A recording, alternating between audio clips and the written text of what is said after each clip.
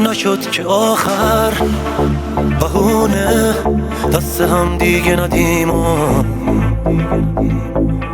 خیلی زود به هم رسیدیم، خیلی زود به هم زدیم و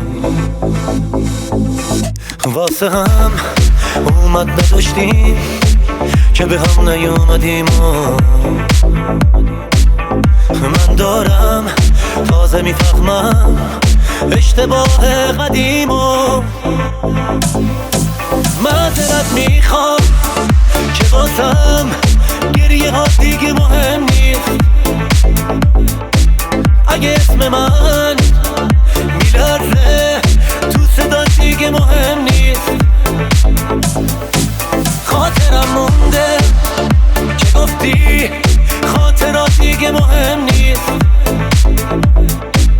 کل قصه که خراب بود جزئیات دیگه مهم نیست.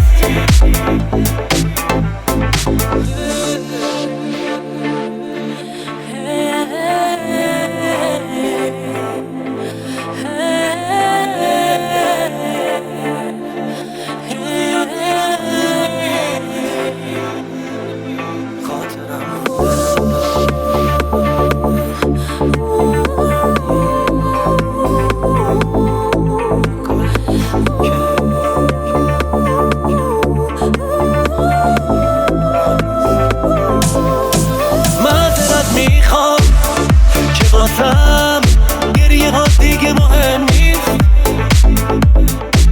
اگه اسم من میلرزه تو صدا دیگه مهم نیست. خاطرم مونده که گفتی خاطرات دیگه مهم نیست. کل قصه که خراب بود جزئیات دیگه مهم